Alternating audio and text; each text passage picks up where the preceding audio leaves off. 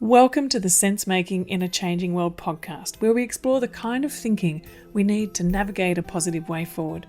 I'm your host, Morag, permaculture educator and global ambassador, filmmaker, eco-villager, food forester, mother, practivist, and all-round lover of thinking, communicating, and acting regeneratively. For a long time, it's been clear to me that to shift trajectory to a thriving one-planet way of life, we first need to shift our thinking. The way we perceive ourselves in relation to nature, self, and community is the core. So this is true now more than ever, and even the way change is changing. Unprecedented changes are happening all around us at a rapid pace. So how do we make sense of this? To know which way to turn, to know what action to focus on, so our efforts are worthwhile and nourishing and are working towards resilience, regeneration, and reconnection. What better way to make sense than to join together with others in open, generative conversation? In this podcast, I'll share conversations with my friends and colleagues, people who inspire and challenge me in their ways of thinking, connecting, and acting. These wonderful people are thinkers, doers, activists, scholars, writers, leaders, farmers, educators, people whose work informs permaculture and spark the imagination of what a post-COVID, climate-resilient, socially just future could look like. Their ideas and projects help us to make sense in this changing world, to compost and digest the ideas, and to nurture the fertile ground for new ideas, connections, and actions. Together, we'll open up conversations in the world of permaculture design, regenerative thinking, community action, earth repair, eco-literacy, and much more. I can't wait to share these conversations with you. Over the last 3 decades of personally making sense of the multiple crises we face, I always return to the practical and positive world of permaculture, with its ethics of earth care, people care, and fair share. I've seen firsthand how adaptable and responsive it can be in all contexts, from urban to rural, from refugee camps to suburbs. It helps people make sense of what's happening around them and to learn accessible design tools to shape their habitat positively and to contribute to cultural and ecological regeneration. This is why I've created the Permaculture Educators Program, to help thousands of people to become permaculture teachers everywhere through an interactive online dual certificate of permaculture design and teaching. We sponsor global perma-youth programs, women's self-help groups in the Global South, and teens in refugee camps. So anyway, this podcast is sponsored by the Permaculture Education Institute and our Permaculture Educators Program. If you'd like to find more about permaculture, I've created a 4-part permaculture video series to explain what permaculture is and also how you can make it your livelihood as well as your way of life. We'd love to invite you to join our wonderfully inspiring, friendly and supportive global learning community. So I welcome you to share each of these conversations, and I'd also like to suggest you create a local conversation circle to explore the ideas shared in each show and discuss together how this makes sense in your local community and environment. I'd like to acknowledge the traditional custodians of the land on which I meet and speak with you today, the Gubbi Gubbi people, and pay my respects to their elders past, present and emerging. Well, we're in for another treat today. It's my delight to share this conversation with Joel Glanzberg today on Sense Making in a Changing World. Joel, based in New Mexico, is a tracker, a regenerative design practitioner, and permaculture teacher, builder, farmer, designer, and thinker. He's been immersed in permaculture for over 30 years and loves what permaculture offers, particularly the way of seeing and being in the world from a pattern perspective, of bringing vitality and regeneration and cultivating a capacity to see the beauty of the world we're part of, the beauty of life. Joel first took a permaculture design course way back in 1986 and studied with Bill Mollison too. Through many decades of deep connection with permaculture in many contexts, with First Nations communities, with education and design, Joel shares how his understanding and perception of permaculture has changed over the years and where he sees permaculture people offering their highest potential in the context of the world today. Joel's the founding partner of the Regenesis Group, a collective of regenerative design practitioners rethinking development, exploring regenerative development, transforming the way humans inhabit the earth. Regenesis founded also the Regenesis Institute, which offers in-depth training around the world in regenerative thinking and practice through their Regenerative Practitioner series. Joel was also one of the founders and designers of flowering tree permaculture in the high-altitude desert of New Mexico, and demonstrates there how it's possible to green the desert, transform arid landscapes into food forests. And what he was involved in creating there is a 30-year-old example of how to reverse desertification and create conducive human habitats. Joel talks about how we need to shift the patterns of our seeing, our thinking and our working, and how we need a pattern mind. As Gregory Bateson says, the major problems of the world are a result of the difference between the way nature works and the way people think. So grab a cuppa, sit back and enjoy this wonderful conversation with Joel Glanzberg today. Thank you so much for joining me on the show today, Joel. It's such a pleasure to actually have this chance to meet and talk. I've known of your work for a long time and the work that you do in permaculture and regenerative design. You're the co-founder of, a founding partner of Regeneration. You've been working in permaculture for decades, setting up something I understand called flowering tree permaculture and working in arid zones. And you can find a lot of your work in pattern minds. So there's a lot of things that I wanted to explore with you about that, particularly around permaculture. What is permaculture for you? Particularly around the permaculture mind. I think you're writing a book about permaculture mind at the moment too, I understand. Is that right? It's pattern mind. Pattern mind. So there's these kind of three things I do. There's the permaculture I've done for 30 years or more, and all this tracking, traditional skills, and all this regenerative thinking, living systems thinking work. And I realized I was bringing all of them into classes I was teaching, whether it was a permaculture course or a tracking course. And there was no name for it. And so I realized that they are all looking at the pattern level of the world instead of all the stuff we see. So in tracking, you don't get stuck on the tracks. You're looking for what is the story it's telling you that left the tracks. Right? And it's a kind of non-material view of the world. It's an energetic view of the world. And that we're so stuck in, I say, it'd be different from you guys, but if there was a wallaby track and you took a stick and you made it into a bigger kangaroo track, it wouldn't turn the wallaby into a kangaroo. But that's the way we treat the world. We think that, we bring a bulldozer in and change the hill. Doesn't change the geological processes that we're still engaged in, right? Mm-hmm. And so we have this weird view that if we shift the physical manifestation, that is how we shift reality. But because we haven't changed the energy flows, it's going to go back to what it was previously. The hill is going to reform in similar ways it was before. And the same thing politically, economically, socially, culturally. It's really how do we change those underlying patterns that transform the physical world in a lasting way. Right? Mm-hmm. And it's so funny to me. We're stuck in this viral time, and that's how viruses work. It's this tiny little information change that changes an underlying pattern, and look at the transformations of the world. And so that's how I see permaculture, is that I think that was one of Bill's insights. I compared Dave Holmgren's principles to Bill Mollison's principles, and Dave's are excellent design principles, and Bill's are all about changing the way you see the world. The problem is the solution, right? Least change for the greatest effect. They're all about how do we observe all these things that are going on and find that little inoculation that flashes out through the system and transforms it.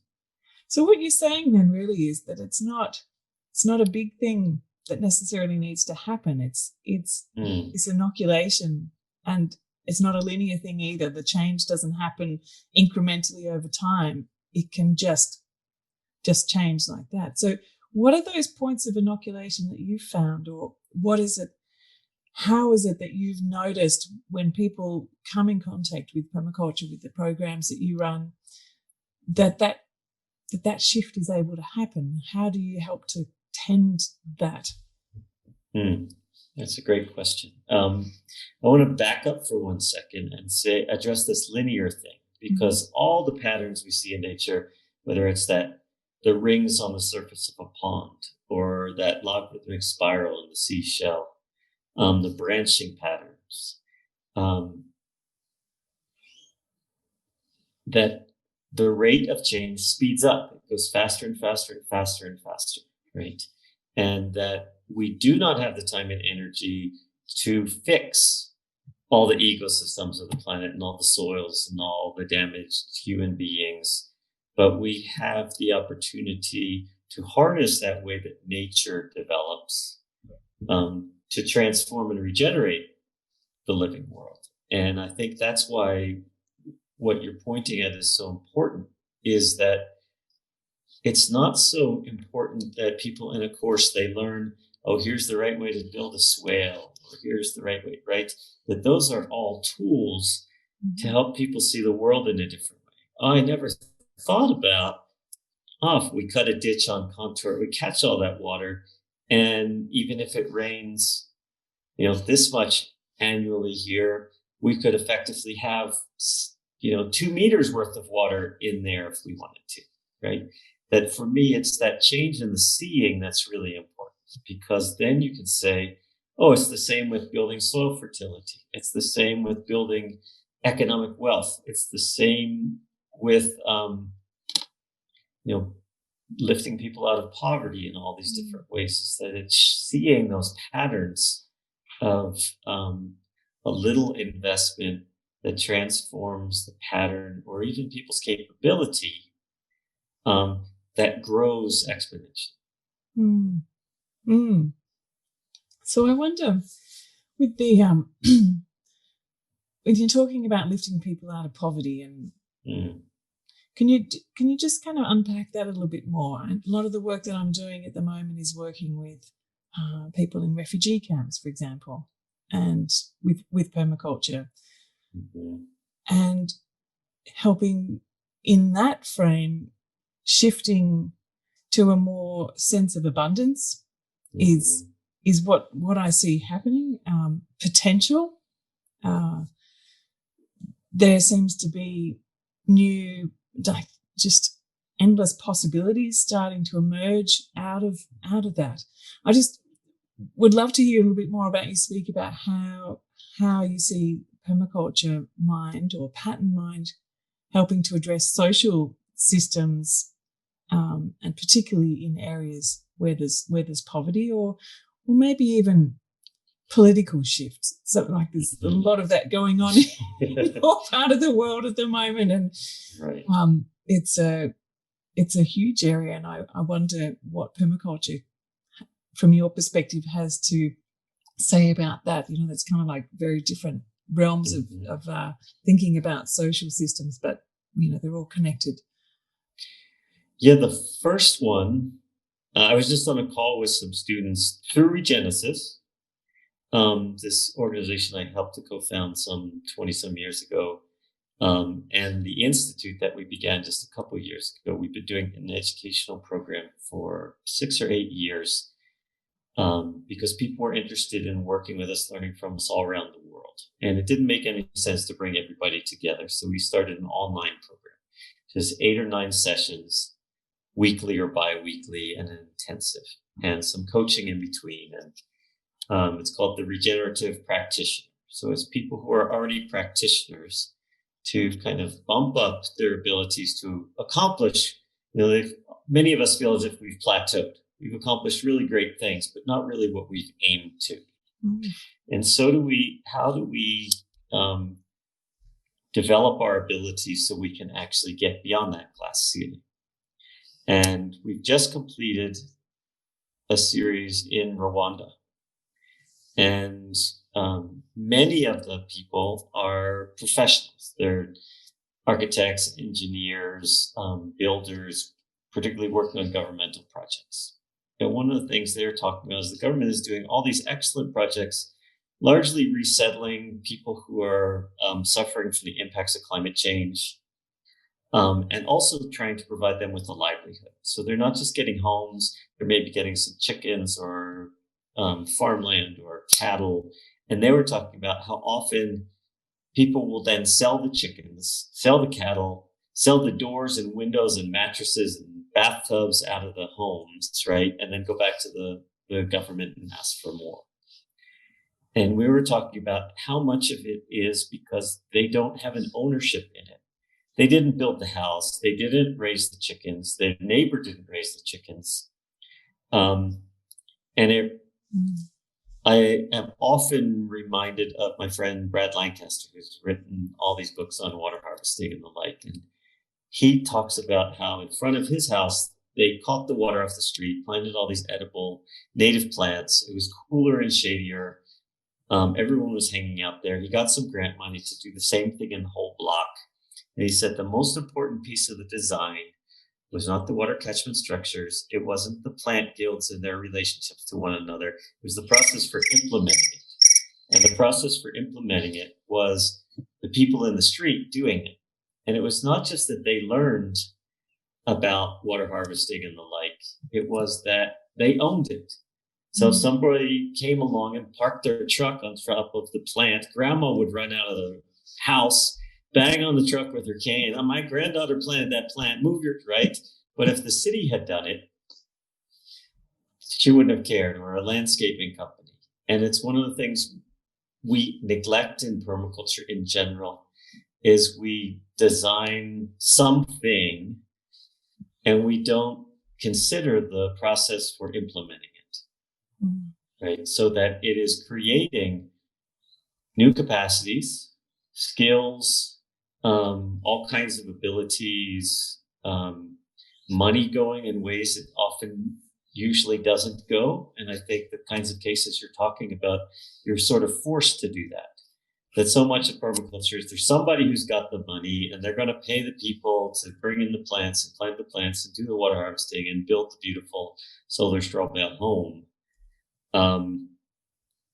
And that's wonderful and only goes so far.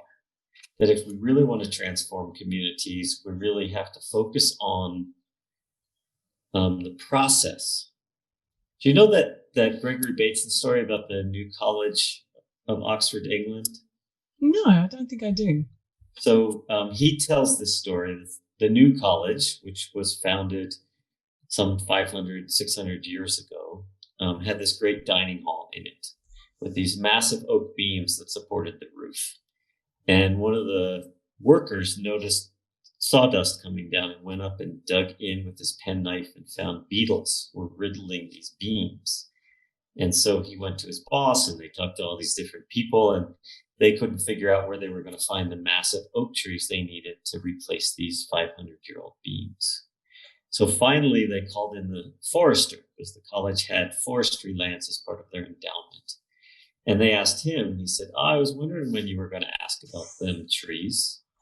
And they said, what are you talking about? He said, everybody knows that oak gets beetly in about 500 years. So when they built the college, they planted oaks to replace them. And each forester told the next forester, don't you cut them oaks. Those are to replace the beams in the college.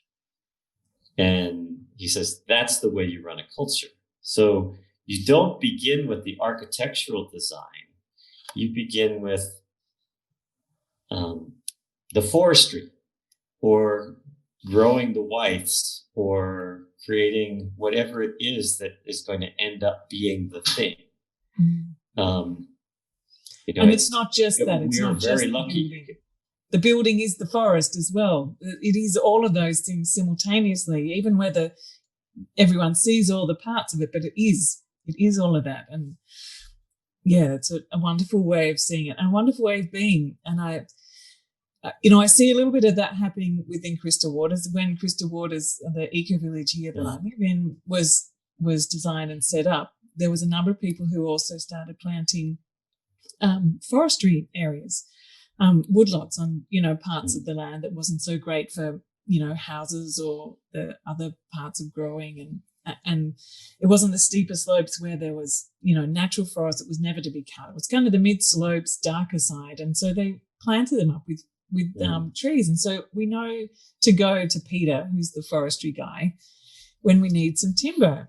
so we go walk about. I needed to build a chicken structure not that long ago. It's not quite the same as an Oxford college, but anyway, so I go across to Peter and tell him what it is that I need some timber for. And we go walking in the forest, and he picks out the particular trees that he thinks would be appropriate for that job.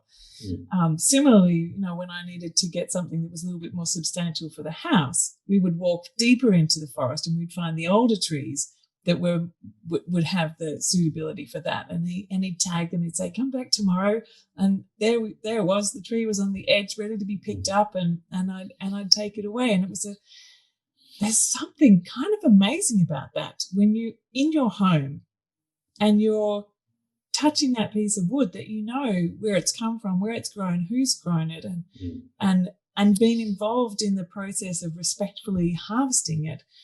And you have a different relationship with the space and the place and the home. It's not just a house, a commodity. It's a living thing that has a life and a story that stretches way before it became that, and will continue on with the sense of being much more further on as well. And then the richness of that story. So I totally agree with you about this whole concept of that the most important part is the process and the relationships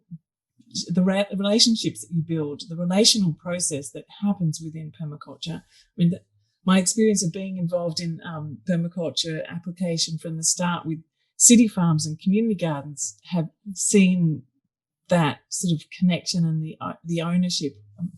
My background was in landscape architecture, and I think I escaped it because it just felt like it was doing it for someone else and creating spaces that people consume as apart from being connected to. And so that bigger picture too of wanting to offer something that was making a positive contribution of regenerating the planet, regenerating communities, just didn't feel like it was capable of coming through that. And so I wonder, maybe you've kind of talked a little bit around it, but what is the bigger picture for you of like what inside is the motivating force for wanting to do this kind of work? Where has that come from, and how would you describe that? No, just a small question. Yeah. Well, it's interesting because I've been thinking about this a lot recently. I just saw the movie Kiss the Ground that maybe you've seen. I worked with those people a little bit, and when we were first watching it, I sort of grumpily said to my wife, "I've been talking about this for 30 years." And she said, "Well, that's one way of talking about it. You could also see it as the time has come, that people are finally paying attention, and there is this beautifully produced movie and using the word regenerative that, when we started Regenesis, nobody used. And, really all of this comes from my childhood. It's like you talking about experiencing nature with your children. And I was lucky enough to grow up on the edge, excuse me, on the edge of the city, on the edge of the suburbs, really. And it was still forests and fields and farmlands all around. And there was a forest right behind our house. And I spent most of my life there, and it got me really interested in how did the original peoples here live? And I became kind of obsessed with learning about the original peoples, and found this little paperback book. I was probably about my son's age, about 9, and I found this little book, Black Elk Speaks. And in the book, he tells about this great vision he had when he was a little boy. And in it, he talks about the flowering tree, the tree that's at the center of all things, that's alive and blooms and shelters all beings, like prairie hen shelters its chicks, and how from that view he saw how the world was a hoop of many hoops. It's like the face of a sunflower, right? Those interlocking hoops creating one great whole. And he talks about how he was shown that the tree had withered, and that his mission in life was to make the tree bloom again. And he felt as if he had failed. And being a little kid, I took his words really directly in. He says, maybe look for it somewhere. there's a root of the tree that's still alive. Find it and nurture it, that it will grow and bloom and fill with singing birds again. And so that's really what has motivated all of my work all of these years. And that's why it's Flowering Tree Permaculture is the institute that I co-founded. And the name of that place that's in the little video, 30 years greening the desert, flowering tree. That's a pattern mind. So can you tell us a little bit more about what you've been doing at Flowering Tree Permaculture? Because this idea of greening the desert is something that's really important around the world as we're seeing desertification spread. And, it's particularly important here in places like Australia too, because we're mostly dry and getting drier and more extremes. Here in the subtropics, we spend most of our year in dry, even though it sounds like it should be wet and lush. It's mostly not. And so this idea of, greening the desert and positively transforming landscapes, regenerating landscapes through this work, I think is something that's really important to explore. So I wonder whether you might just be able to describe a little bit about what it was that you've done there to make that change. Yeah. So I had done a permaculture design course in 1986 or something like that, and married a Native American woman from Santa Clara Pueblo, Roxanne Swensel, and we began to apply some of these things. And then I did a second course with Bill Mollison in Arizona, somewhere in the late 80s. And so began this dual task of looking at what people had done there traditionally, what species they had used, what were the native plants, and trying to apply all the permaculture principles in this place. And it was relatively small, 3/4 of an acre. We had rainwater catchment, we had municipal water, and we had an acequia irrigation ditch. And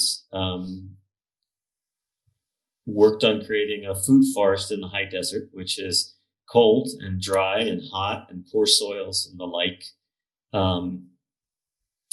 And it did it, it was all weeds when we started, and then it became better weeds, and then it was all these little sticks amongst the weeds. And the third year after we planted all these little trees, the acequia was broken and they got no water. But all those years they had grown their roots, and then they were able to grow, and they didn't particularly need that water. And it was very impressive. And then Rox and I broke up, 20-some years ago now. And so I was there about 9 years, and it's just continued to grow and prosper. And I made this little video about it a few years ago. And the beginning of the video is zooming in on Google Earth. You see the dry Southwest, and then you see this little postage stamp green food forest. And at first I was kind of proud of it. And then in the middle of the night, I woke up and realized it was a symbol of failure, that I didn't just want to make a model and show it could be done. I wanted to transform the way people saw and lived with their land. And it should have disappeared like the first blades of grass in a meadow or the first trees in a forest. It should be a sea of food forests that is just maybe the oldest bit of. And it did not. And it made me realize that some of these things I'm talking about, I was really good at designing a food forest, but I didn't even think about designing a process for creating a food forest that made everybody understand it, made them engage with it, made them have ownership in it, so that it would change people's minds and change the ways they lived.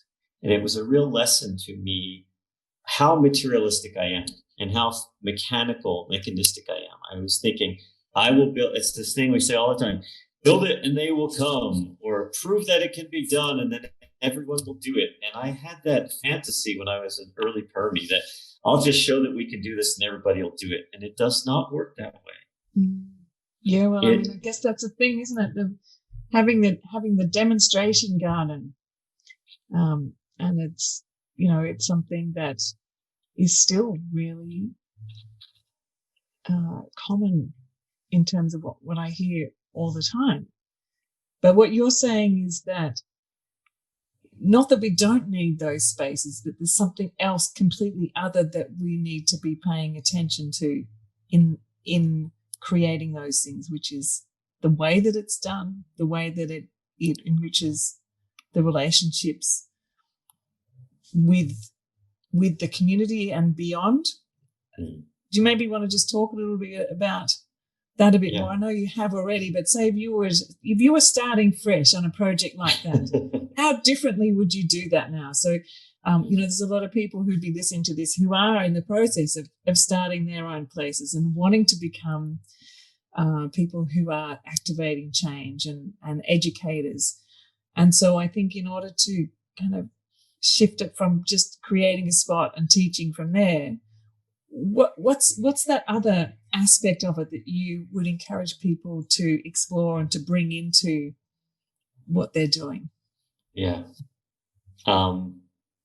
So this is really central to all this work we've been doing with Regenesis, is that it's mostly been in development projects. And one of the first things we're working on is getting people to realize it's not about your project. It's about the community your project is within. That you cannot regenerate. No project is regenerative. You can help to develop the capabilities for the place to regenerate itself. So 2 little stories. When my oldest son was little, I was holding him and he was sleeping. And having built stuff all my life, I was thinking how I would build his miraculous body. And I'd frame him up. I'd put all his bones together with tendons and ligaments, and I'd run all his veins and arteries and his circulatory system, and I'd install all his organs, and I'd sheathe them up with skin and fill them with blood and water and food and start them up. And it made me realize that this is how I think about designing and making anything. If it's a curriculum, if it's a garden, if it's a school, if it's a nonprofit, if it's a business, if it's whatever, I design it, I make it, I start it up. And nature doesn't do that with anything. His body was built by carrying on the processes it still carries on, metabolizing food and water and moving about, right? Just like the river wasn't dug and then the tap was turned on, it was the water flowing that made the river. So that's a key shift in how I try to think about things. So what are the existing processes that we are trying to reorient? Not what is the thing I'm going to make and start, and it's the ideal, silver bullet. This morning, working with these folks from Rwanda, I told them the story of stone soup, right? Where these soldiers come into this town, everybody's doors are locked, no one will welcome them in. They get a big pot filled with water and start to cook 3 rocks, right? And people come, what are you doing? Oh, we're making stone soup. Oh, stone soup. I want to know how to do that because there's plenty of stones around. And some salt would be good, some onions, right? You know the story. And what they have done is they've put a vision into everybody's mind of a big pot of food whenever they want it because they can just get stones, right? And then everybody begins to see how they can contribute to that reality coming about. And to me, that's what regeneration, permaculture is all about, is how do we actually look in depth enough into a place, who it is, right? The most destructive part of the Industrial Revolution is that we've seen and treated everything as if it was the same, whether it's school students or women or workers or a board or a piece of meat or a vegetable or a piece of land. We treat it as the same or we make it, right? First thing we do is flatten it, right? Put the board through the planer, right? Make sure the kids fit in the box. And the beauty of the living world is that every one of us is unique.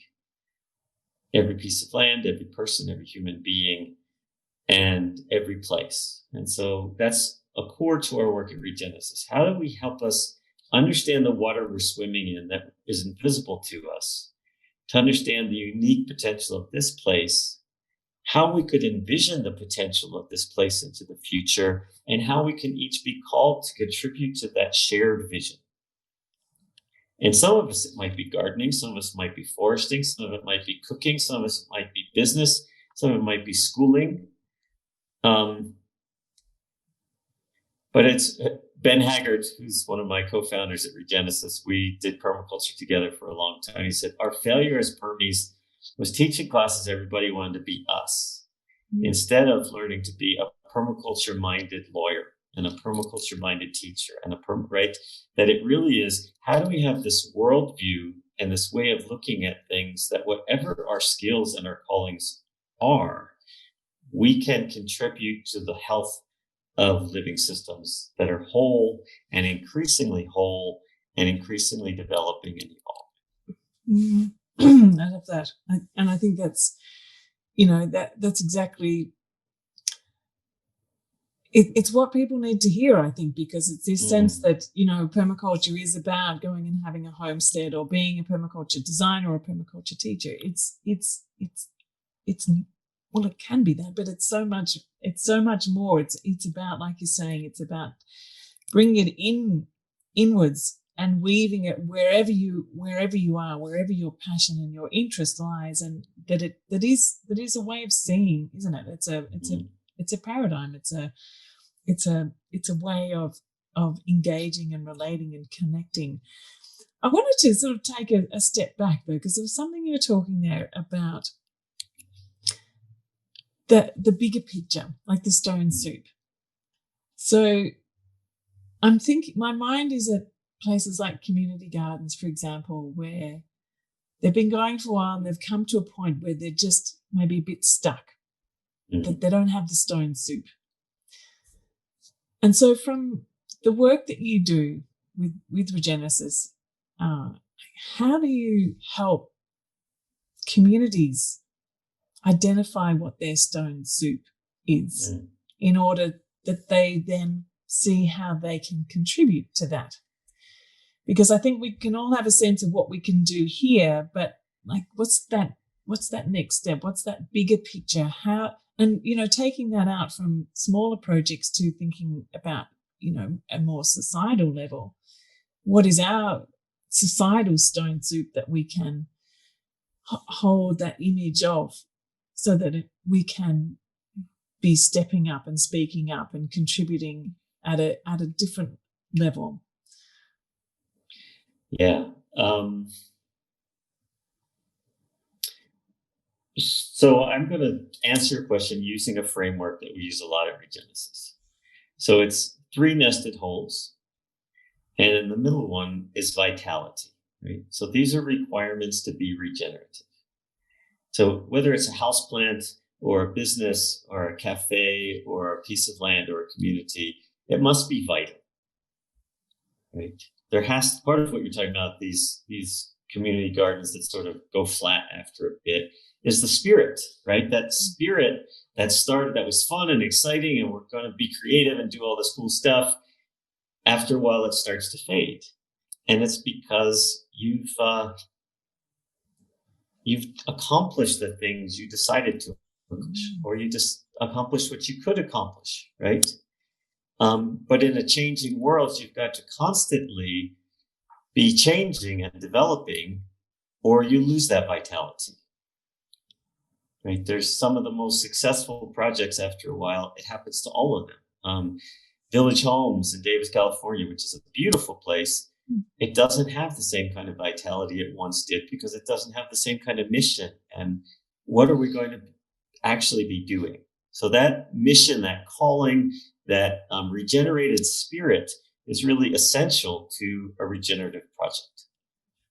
And then that vitality at the next ring out has everything to do with how viable the plant, the animal, the business, the garden is in what's around it, right? And we all know of great businesses or communities that they were incredibly viable, and then the world moved on, right? So even Kodak Film, when the world moved on, what had made them incredibly viable was no longer viable. And that's true for all of us. Here in this country, small bookstores went through that when the big box bookstores came along. They couldn't compete with them just selling books, and they had to realize that what they were offering was a really different value. Had to do with a community gathering space around ideas. Yeah. And because the big box stores are based on selling books for the cheapest, they can't compete with Amazon. Right. And so that it's about how do we have vitality and regenerate that vitality, right? And that viability, and continue to regenerate that viability in a changing world. And that brings us to the third ring, which is the capacity for evolution. Mm-hmm. That all of our projects, if we do not build into them the development, the ongoing development of the capacity for evolution, you cannot maintain that vitality and that viability. Mm-hmm. And that's why the design that is just a piece of paper with drawings on it is not going to maintain vitality and viability or instill the capacity for evolution into it. Mm-hmm. Right. One of the things I've taught and visited so many old hippie communities, right? Intentional communities, and they're all kind of fading. People are getting old, people are dying, young people leave, young people don't come. It's not that fun, right? And it's a problem of succession. And one of the things we know, human communities that have figured out lineages, things not only are passed on for many generations, they continue to evolve and grow. So one of our roles as permaculture teachers, I believe, is to ensure that our students excel beyond us. Because if not, it's only a downward slope. And it's one of the main things that I see in the whole permaculture world and permaculture education is that it's like a game of telephone. That, I didn't quite get this from my teacher, so then I don't teach it, so then none of my students get that. And it becomes this devolutionary process if you're focused on the information. Mm-hmm. If you focus on the underlying patterns, everybody can have new insights about how they're applied and how to use them to understand people and places and other living beings, right? Yeah. And so that is the biggest change, I would say, is how do we be thinking that our design and implementation process is primarily a capability and capacity building process. An educational process is one of the ways to think about it, so that when we're gone, the garden continues to grow more and more and more and spread, right? Yeah, that's absolutely critical in what we need to be doing, because we also, it's not like you're saying, we don't want it just to be sort of passed on in a downward slope, but actually to kind of myceliate from that. It just keeps amplifying in ways and in directions that we don't know, and taking on life and form of its own, and creating its own vitality wherever it is. And that's kind of a little bit what we're seeing happening now in a lot of the refugee camps, which is it's just absolutely remarkable.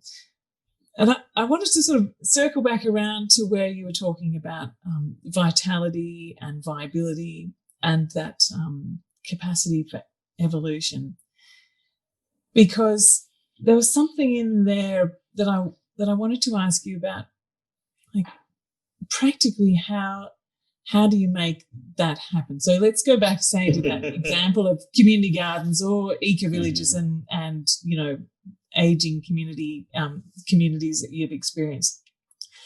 So where you notice that vitality is fading, where the spark has, that sense of accomplishment, like I think that's that's a really important point. There's this plateauing. We achieved it. That's great.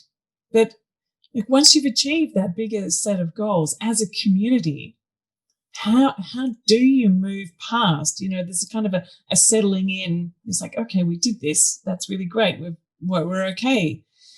But there's always the new edges that we need to move out to bring new life into it. And I just wonder if you could reflect on some maybe examples of practically how you can reactivate something that has plateaued or is starting to sort of fade. How to invite new life into that. So it's all around us, right? Is you are talking about an ecological successional process. And we see it in our cities, right? There's the cool, edgy neighborhoods that the artists live in, and there's immigrants that live there and people of different sexualities. And it's a little sketchy and a little scary and kind of exciting and creative and fun. And then after a while, it becomes gentrified and yuppified, and it's still kind of cool, but it's increasingly boring. And then eventually it's senescent, right? So all the niches are filled, that it becomes increasingly simplified, it becomes increasingly rigid and stable and brittle. And so this idea of a climax forest or climax community that we'd always talked about, scientists are now calling senescent, right? And it's the subclimax communities that are most species diverse and most productive, right? And this is one of the reasons why Native peoples all around the world use forms of disturbance, fire, flooding, cutting, harvesting, to move to a new subclimax, right? It doesn't just go back to the previous one, it moves on to another one. That's the capacity for evolution. So it's one of the roles of human beings, is that we cannot only fall in love with anything, right? We can fall in love with a cliff, a rock, a tree, a bird, a person, a car, right? But we can appreciate them, right? We've turned these tiny little stony, fuzzy fruits into peaches, and these tiny marble-sized things into brandy wine tomatoes, yeah? Or it's what we do, right? We help children turn into these beautiful human beings, or poets look for that one line or that one word that will bring out something and make it obvious, right? And so there's a couple of ways of doing what you're talking about. One of them has to do with some form of disturbance, right? And human beings for eons have known this. And I have a friend, Bill Plotkin, who said, ceremony is disturbance. It takes you out of your habitual patterns of life. If it's going sitting on the hill and praying for 4 days, or taking the Sabbath off, or fasting or feasting or going on pilgrimage, you're breaking the patterns that you're used to.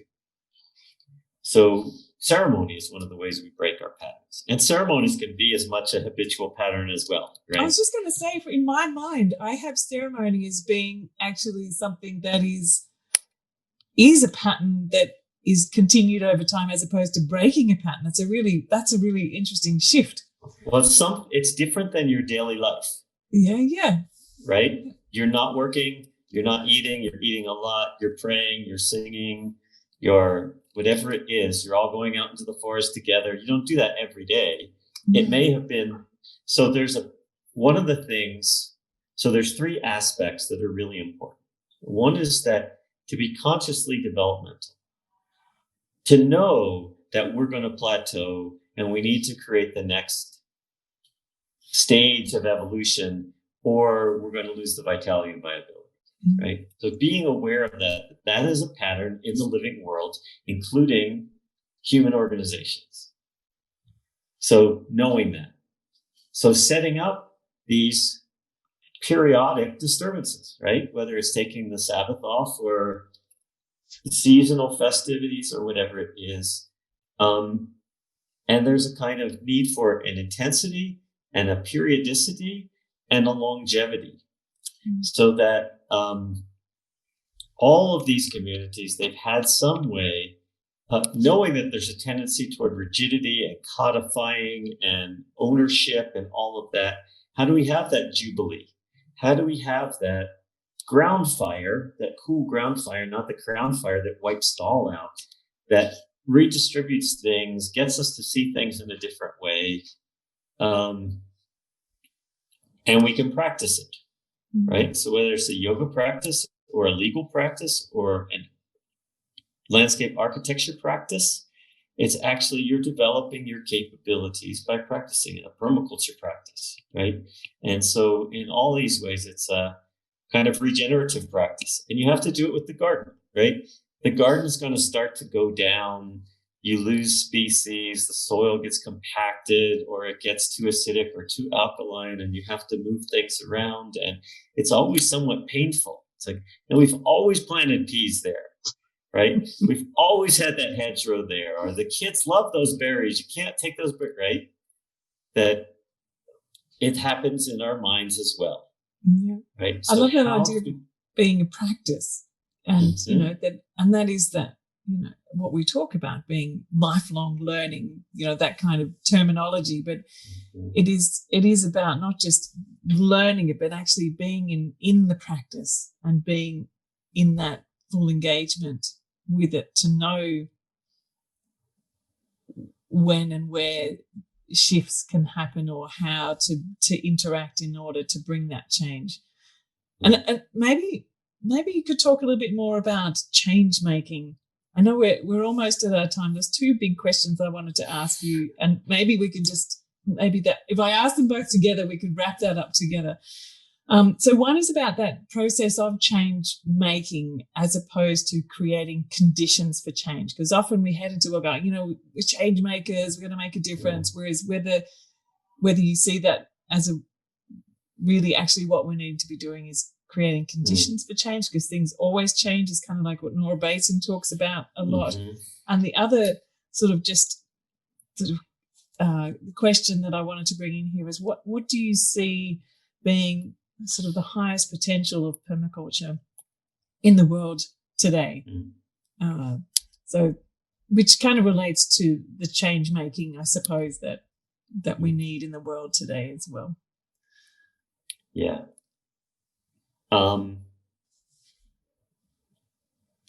Well, this is maybe a weird direction to go, but that in both Hebrew and Aramaic, the word we translate as sin means to miss the mark. Like when you're shooting an arrow or throwing a spear, you're just off the mark, that it's not about damnation. Yeah. And change is constant, but I think the question is it a developing change or a devolving change? And we can instigate both, right? You clear cut landscape and it gets poorer and poorer and poorer. The people get poorer and poorer, right? And so our first art and skill as human beings is as trackers. Okay? It's the roots of science. Observation. What are the patterns? Where am I going to place myself so that this comes to me, or I'm not going to get flooded, or whatever it is? So, unfortunately, much of permaculture has gotten to where people are really proud of their acupuncture needles. Look how cool this needle is, and polishing it up and teaching people about this needle, this needle, this needle, this needle. And we're all one trick ponies, right? But the acupuncturist, the first thing they do is they feel your pulses, right? They don't just, here's the point I use on everybody all the time, right? They're tracking the patterns to find what is that least change for the greatest effect that will rearrange the patterns of flow that create a different manifestation. And so whether or not that's change makers, I'm not sure. But I think it really is helping people to see differently. It's those few words, those images. So I've been lucky enough to be part of this Native American permaculture course for 20 years. And now they don't need me anymore. And so I was respectfully uninvited a few years back, right? Because they have enough Native American teachers to teach it, which is fantastic, right? And they even stopped using the word permaculture because they ran into some difficulties there. But early on when we were doing it, we were up at Picary's Pueblo. And this older man got up in front of everybody, and there was, a bunch of young Native Americans and a bunch of Native folks from all over the Americas and some non-Native folks. And I don't know if it's probably similar to Aboriginal folks, right? That incarceration, all of the bad things, the rates are far higher among Native American populations than the population in general, even Black and brown people in general. And he looked at everybody. He said, "Make a fist, hold it up." Yeah, hold it up. And so everybody made a fist. He said, "See how your knuckles go up and down, just like the mountain ridge, just like the river in the valley. See how your thumb and forefinger spiral, just like the water behind a rock where the trout sits." And then he pointed to every one of us. He said, "No square people. We all belong." And he made me realize that here we were teaching all these ways to do. And if we're doing, but all the problems in the world are our fault because we don't belong, it's a totally different reality than, no, we belong. I have the tracks of the mountain and the river on my hand as undeniably as my grandmother's nose. I have the tracks of the water and the wind in my hand, undeniably. And when we put ourselves in the picture that we are here with roles to play, and we've forgotten our original instructions, that changes the game entirely. It's not about moves on a chessboard. It's about how do we play our role that the world is dying for us to play. And for me, that is the shift. If we could just make the shift from being these outside operators to inside children of the living earth that are here to play a role that is inspiring, is revitalizing, right? It makes us all far more viable and gives us the capacity to evolve. That, yeah, we've done all this stuff that's destructive, but that's because we're in ignorance, right? It's a trauma response to trauma. And just that idea too of being, so from that observation perspective, it's not that separate observation of, it's being within it and observing with and noticing the relationship between us and our place and our community, that we don't exist in isolation and sort of like looking at it separately. And I think it's that, like you're just saying then, bringing ourselves deeply back within it in a way of being in place and connecting with place and acknowledging our sense of belonging. Because I think quite often there's this deep sense that we don't belong. You know, I mean, particularly as part of maybe a colonizing group, you know, there's all the guilt and attack. So there's still this separation and a doing approach. And there's a lot of shift that needs to happen in that, you know, and healing that way of being as well. And we, as environmentalists and environmental educators, our messaging has been terrible.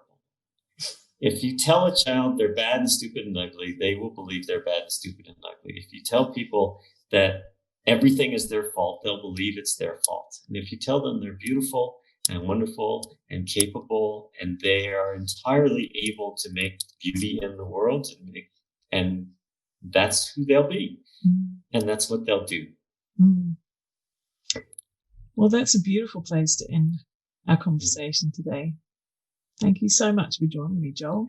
Oh, my pleasure. And I just want to say, one of the things I've been spending a lot of time on during this plague is doing a lot of coaching on Zoom.